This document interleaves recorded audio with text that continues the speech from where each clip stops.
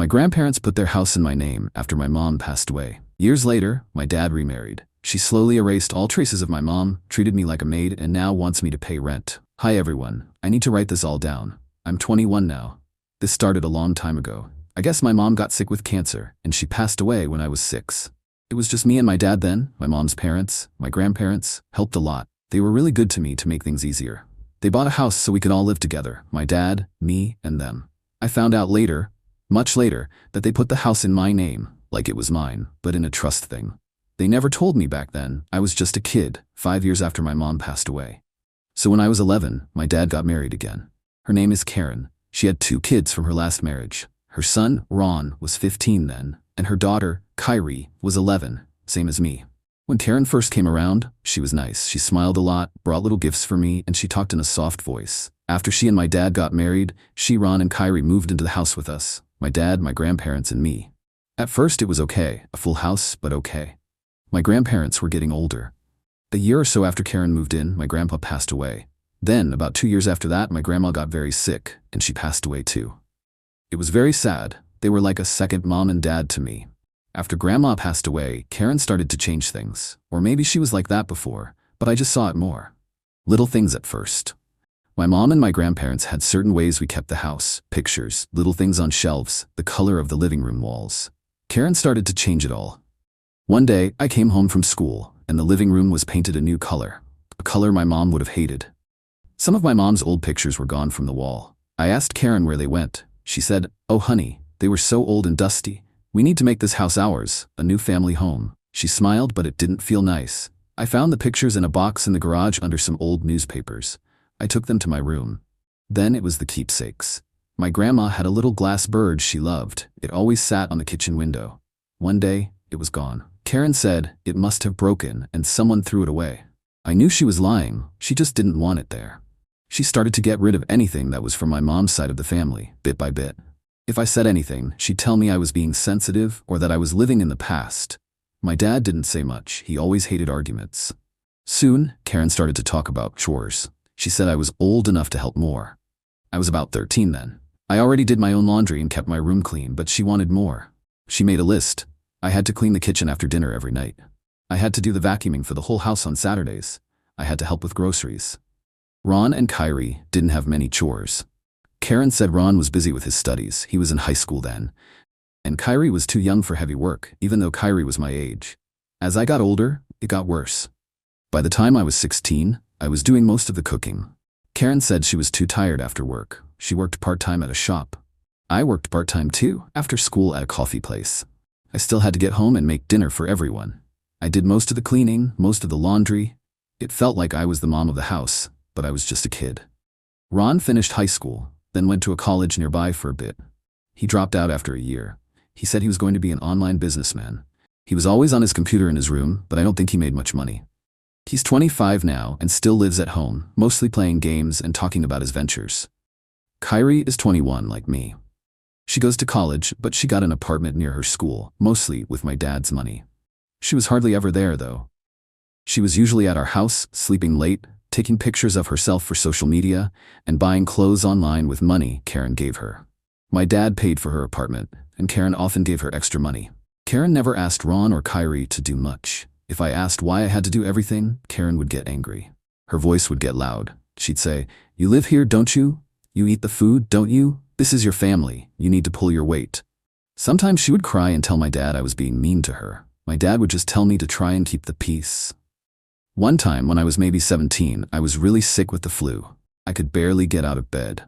Karen came into my room and told me I still had to make dinner. I said I couldn't. She started yelling that I was lazy and faking it. She pulled my blankets off me. I remember just lying there shivering, and she was screaming. My dad came in and told her to stop. They had a big fight. I could hear them yelling in their room for an hour. Smashed something. I heard it break. Later, my dad brought me some soup. He looked tired. He didn't say anything about Karen. Another time, Karen threw away a box of my mom's old books. I loved those books. I found them in the trash outside. When I brought them back in, Karen saw me. She grabbed the box, and her face got red. She started ripping the pages out of the books right in front of me, screaming that I was obsessed with passed-away people and that I needed to move on. I tried to get the books back, and she pushed me. I fell against the wall. My dad was at work. Ron and Kyrie just watched. Ron looked bored. Kyrie filmed it on her phone for a second, then giggled and went to her room. I just picked up the torn books and went to my room. I cried a lot that day. I kept working part-time. I started studying online for a college degree. I just tried to stay out of Karen's way. I saved my money. I didn't know what for, just to have it. Then, about 2 months ago, Karen came to me. She had a piece of paper in her hand. She looked very serious, like she was a boss at an office. She said, "We need to talk about your contribution to this household." I asked what she meant. She said, "Well, you're an adult now. You have a job. It's time you started paying rent and utilities, of course." I was surprised. I said, "Rent in this house?" She said, "Yes, $700 a month plus a share of the electricity and water bills. It's only fair. Everyone needs to contribute." I looked at her. I thought about Ron in his room not paying anything. I thought about Kyrie getting money for her apartment she barely used and her shopping not paying anything. I asked, "What about Ron and Kyrie? Are they paying rent too?" Karen's face changed. She looked angry. "That's none of your business. Ron is trying to build his career. Kyrie is still in school. She needs our support. They are my children. And they are figuring things out. You have a steady part-time job. It's different for you." I just said, "I need to think about this." She said, "There's nothing to think about. It starts next month." Then she walked away. That night, I couldn't sleep. It wasn't just the money. It was the way she said it, like I was a stranger, not family. It was the unfairness of it all. For years, I did everything, and now she wanted money too. Something in my head just clicked. I remembered my grandparents. I remembered them talking about wanting me to be safe and secure. I suddenly remembered a conversation I heard a little of a long time ago. After my grandma passed away, my dad and my aunt, my mom's sister, were talking about papers and a trust. I was too young to understand it then. So the next day, I started looking. My grandparents were very organized. They kept all their important papers in a big locked box in the study. My dad never touched it. Karen probably didn't even know it was there. I knew where my grandma kept the key. I found the box. Inside, there were a lot of documents, wills, insurance papers, and then I found it, a folder with my name on it. It was about the house. It was a legal document, a trust. It said the house was transferred to me when my last grandparent, my grandma, passed away. It was mine this whole time. It was my house. Karen and my dad had no legal claim to it. I sat there on the floor of the study with the papers in my hand. I wasn't even sure what to feel. I just read it over and over. My house. I made copies of everything. I put the original papers back. That evening, I asked my dad and Karen to sit down with me in the living room. I didn't ask Ron or Kyrie. This was about the adults first. I was calm. I just said, "I've been looking through some of Grandma's papers about the house." My dad looked confused. Karen looked suspicious. I said, "Grandma and Grandpa left the house to me. It's in a trust. It's my house." My dad went pale. He looked down at his hands. He knew, and he never told me, or maybe he forgot or just didn't want to deal with it. Karen laughed and said, "Don't be ridiculous. What are you talking about?" I showed them the copies of the papers. I explained it simply. Karen's face went from angry to shocked. She kept looking at the papers, then at my dad, then at me. She was quiet for a minute, which was rare. Then she said, "Well, that's a surprise. Just some old papers. It doesn't really change anything, does it? We are a family." My dad finally spoke. He was very quiet. He said, "It's true, Karen. The house is hers." Karen stared at him, then she looked at me. Her eyes were narrow. She didn't say anything else that night. She just got up and went to her bedroom. My dad followed her. I could hear them arguing low at first, then louder. Karen was screaming. The next day, Karen tried to act like nothing happened. She was too nice to me. It made my skin crawl. But later, I heard her talking to my dad in the kitchen. She didn't know I was in the laundry room just off the kitchen, and the door was open a little. She was saying she's too young to own a house. She needs to be independent, get her own place. You need to talk to her. Tell her it's time she moved out and stood on her own 2 feet. We can't live with this hanging over our heads. She'll hold it against us. My dad sounded tired. He was saying something about how it was my house. What could he do? Karen got angrier. "You're her father. You tell her, or I will. We need her out. This is our home." I recorded it on my phone. That was it for me. I knew what I had to do. I didn't want to live like this anymore. This wasn't a family, not really. It was just me and them, and Karen wanted me out of my own house. The next week I went to see a lawyer. I showed him the papers for the house. He explained my rights. He was very helpful. He helped me write a formal notice. It said that Karen, Ron, and Kyrie had 60 days to move out of my house. I gave a copy to Karen. I gave a copy to my dad for Ron and Kyrie.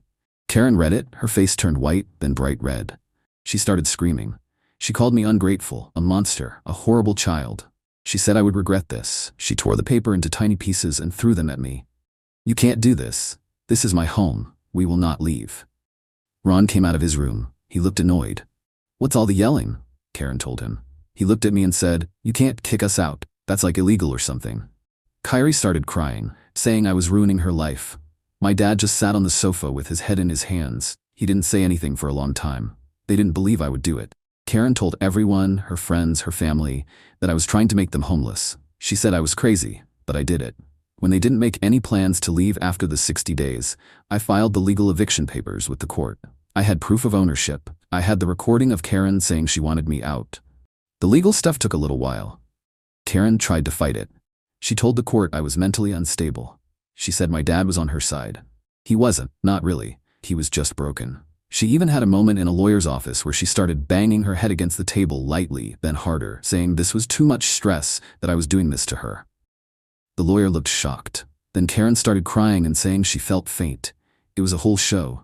But the law was clear. It was my house. They had no lease. They had to leave.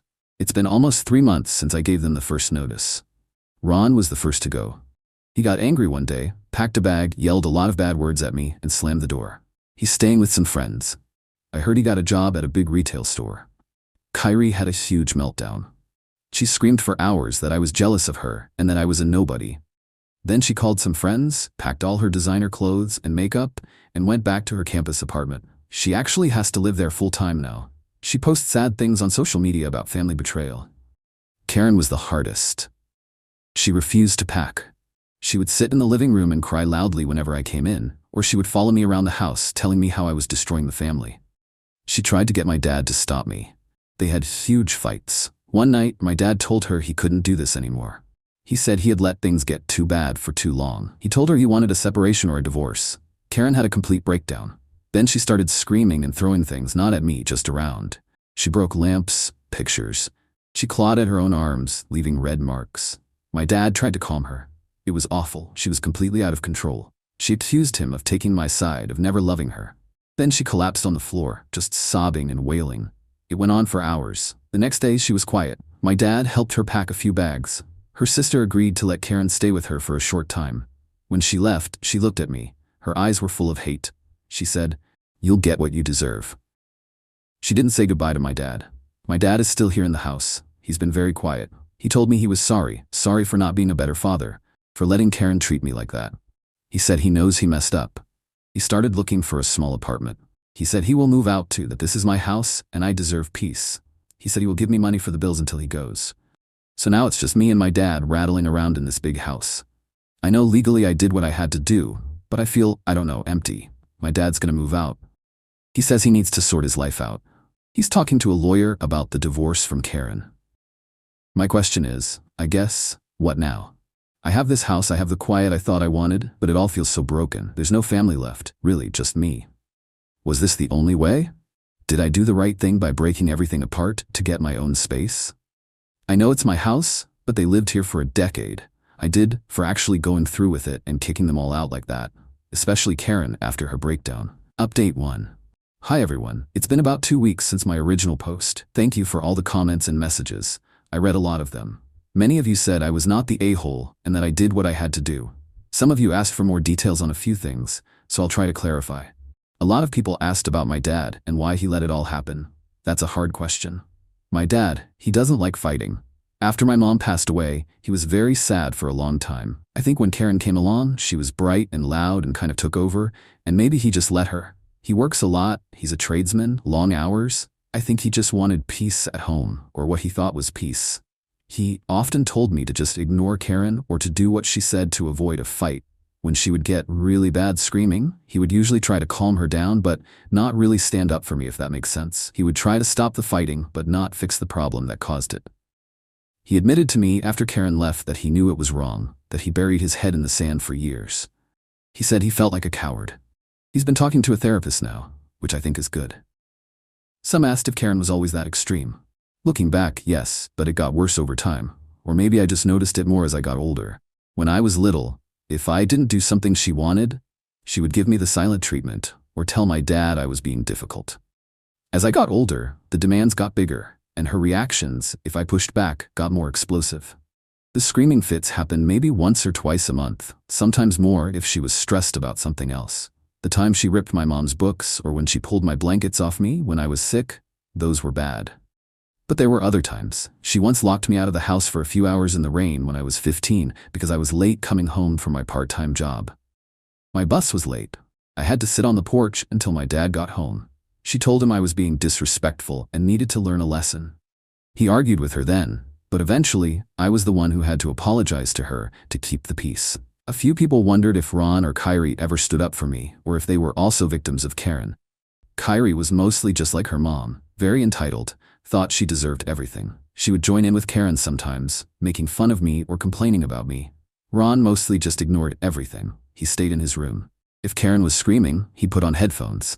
He wasn't mean to me directly very often, but he never helped me. He just didn't care as long as he got what he wanted, which was a free place to live and no responsibilities.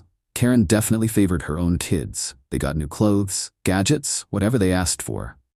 I usually had to use my own money from my part-time job if I wanted anything extra. Reading your comments helped me see that I wasn't crazy for feeling like the situation was unbearable for a long time. I just thought it was my life, that I had to put up with it.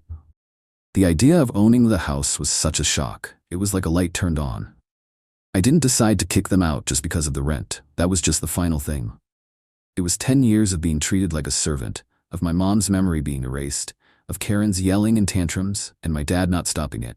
After I found the papers, I thought about it for a few days before I told them. I thought maybe I could just tell them I own the house and things would change. Karen would respect me more. They'd start helping out. But then I overheard her telling my dad they needed to get me out. That's when I knew just telling them wouldn't be enough. She would try to manipulate me or my dad. She would make my life even worse. The recording I took of her saying that was important. My lawyer said it showed her intent. I didn't want to kick them out. I'm not that kind of person. But I didn't see another way to get my life back or to even have a life. It felt like self-defense. The lawyer explained that, legally, they were tenants by sufferance or something like that. Basically people living there without a lease. Once I, the owner, decided they couldn't anymore, he said the 60-day notice was generous. Many of you asked for more specifics about how I actually proceeded with the eviction and what Karen did when she got the formal notices. Beyond what I wrote in the first post, it wasn't a simple process because of her reactions. So after I consulted the lawyer, he helped draft the first formal notice to vacate, the 60-day one. I handed a copy to Karen directly. My dad was there. Her initial reaction, which I mentioned, involved screaming and tearing it up. It was even more intense than I first described. She didn't just tear it. She threw the pieces in my face. She lunged towards me, and my dad had to physically hold her back. She was shouting things like, "I'll see you in court. You won't get away with this. This house is mine as much as yours." And a lot of very personal, nasty insults I won't repeat. She also threatened to call Child Protective Services on me, which made no sense as I am an adult, but it shows her state of mind. She then ran to her room and slammed the door. For the next few days, she'd either give me the silent treatment or mutter threats under her breath whenever I was near. A number of you asked if her behavior escalated beyond verbal abuse or property damage. Unfortunately, yes. About a week after the first notice and after days of her either ignoring me or whispering horrible things when I passed, she cornered me in the kitchen. I had mentioned this briefly, but some asked for clarity. She was eerily calm at first, which was almost scarier than the screaming. She said, "Your mother would be disgusted by you. You are destroying this family. Are you happy now that you're making everyone miserable?" Then her eyes kind of glazed over, and she reached for the knife block on the counter. She pulled out a large kitchen knife. She didn't point it directly at me, but she held it in her hand, gesturing with it as she spoke. "Maybe if I just end my suffering, then you'll finally be satisfied." "Is that what you want?" she said, her voice getting higher. My dad heard the change in her tone and ran in. He saw the knife and immediately stepped between us, talking to her calmly, and managed to get her to put it down. She then crumpled to the floor, sobbing and hitting her fists against the cabinets, screaming about how unfair everything was. That was probably the most frightening moment because it felt so unpredictable. My dad wanted to call emergency services, but Karen shrieked at him, saying she would tell them he attacked her if he did, so he didn't. The next day, she acted like nothing had happened, which was also part of her pattern. Several people asked if they fought it legally. When the court officer came to serve Karen the official summons, she initially refused to open the door. He had to leave it taped to the door. Karen then hired a lawyer who tried to argue that she had contributed to the household for years and had a right to stay, or that I was incompetent. My lawyer presented the trust documents, my grandmother's will, and my recording of Karen saying she wanted me out. Karen's lawyer also tried to claim emotional distress for her. During one meeting between the lawyers, I was not there. My lawyer told me Karen apparently had a dramatic episode, crying and claiming she was too ill to be moved, but legally her case was very weak. The house was unequivocally mine. Many of you asked for more details on how Ron, Kyrie, and Karen actually left and what the immediate aftermath was like in those final days. It wasn't a peaceful exit for any of them. Ron, as I said, left first. Some asked if he said anything or just left. He didn't just pack and go. He confronted me in the hallway, demanding to know what I was going to do all alone in this big house. He said I was pathetic and that I'd be sorry when I had no family left. He then went into his room, and I heard a loud bang. Later, I found a large fist-sized hole in his bedroom door. He punched it. Kyrie's departure was equally dramatic. As a few of you guessed, she didn't just cry. She had a full-blown tantrum. She screamed at me for about an hour, calling me jealous, ugly, and a witch. She said I was ruining her social life because she'd have to actually live in her campus apartment full-time. She then started going through the living room, trying to take items she claimed were hers. She grabbed a small flat-screen TV, and when I told her it was mine, it was a gift from my grandparents to me years ago. She shrieked, "Fine. If I can't have it, no one can," and deliberately dropped it on the floor. The screen cracked badly. Karen's final days in the house before her sister came for her were a roller coaster, and some of you asked if there was more property damage. Yes, there was. Beyond the emotional outbursts I described, it got worse after my dad told her he wanted a divorce. It was like something in her snapped completely. One afternoon, I found her in the backyard with a pair of garden shears, cutting my grandma's prize rose bushes down to stumps. She was muttering about cutting out all the passed-away things. When I tried to stop her, she just glared at me with cold eyes and kept cutting. Later, I found she had poured bleach onto a patch of my grandma's favorite lavender plants. Inside the house, after she was gone, my dad found she'd taken a permanent black marker and written horrible, obscene words about me and him on the inside of her bedroom closet door. The day she left, when her sister's car was outside, she walked through the house one last time, and as she walked out the front door, she turned and spat on the welcome mat on the porch. That was her final goodbye. My dad, as I mentioned, was devastated by all of it. He started cleaning up Karen's messes, almost immediately after she left, apologizing over and over. He was the one who found the writing in the closet and painted over it himself before I saw the worst of it. He kept saying he didn't know how he let things get so out of control. He reiterated his offer to pay for the damages, including the TV Kyrie broke and the door Ron damaged. So yes, the process was fraught with these kinds of incidents. It wasn't just a simple case of them packing and leaving once the notice was served. Every step was a battle. It's quieter now, but the house feels damaged. Not just the things, but the feeling in it. I'm sleeping a bit better, but I still jump at loud noises. Update 2. It's been about 6 months since my last update, so around 7 months since I first posted. A lot has happened. My dad moved out about 4 months ago. He found a small apartment not too far away. He was true to his word and helped pay for some of the repairs before he left. The hole Ron punched in the door is fixed. The closet Karen vandalized has been repainted. The garden is slowly recovering. I'm trying to replant some things. The house is very empty now, just me. At first, the quiet was nice. I could study without being interrupted. I could eat what I wanted, watch what I wanted. No one was yelling. But sometimes the quiet is too much. It's a big house for one person. I don't hear from Ron or Kyrie at all. I blocked them on social media after Carrie kept posting nasty things about family betrayal, and some of her friends started sending me weird messages. I heard through my dad that Ron is still working at the retail store and complains about it all the time. Kyrie is finishing her college year, still living in her apartment. Apparently, she's asked my dad for more money because Karen isn't giving her as much now. Karen is living with her sister still. I think her sister called my dad once a few months ago to complain about Karen. Apparently, Karen is very difficult to live with. She doesn't help around the house, complains constantly, and has had a few big arguments with her sister's husband. My dad didn't offer much sympathy to the sister. He just told her that was Karen's problem now. My dad and Karen are officially getting divorced. The lawyers are handling it. Karen tried to claim half of my dad's assets in alimony. She tried to argue that my house should be considered a marital asset, even though it's mine. Her lawyer dropped that pretty quickly when my lawyer showed them the trust documents again. The divorce is not friendly. There have been angry phone calls between them, mostly Karen yelling at my dad. He usually just hangs up now. He told me Karen even tried to say he was abusive to her as a way to get more money, But there was no proof because it wasn't true. If anything, it was the other way around. With her emotional outbursts and occasional physical aggression, like throwing things or that incident with the knife. For me, I'm still studying online. I got a small promotion at my part-time job, so I have a little more money. I've started to repaint some of the rooms in the house colors that I like. I bought a new bird bath for the garden to replace one Karen broke in a fit of rage years ago that my grandma had loved. It's a small thing, but it felt important. I had a very strange incident about a month ago. Karen showed up at the house. I was in the kitchen and I heard knocking at the front door. I looked through the peephole and it was her. I didn't open it.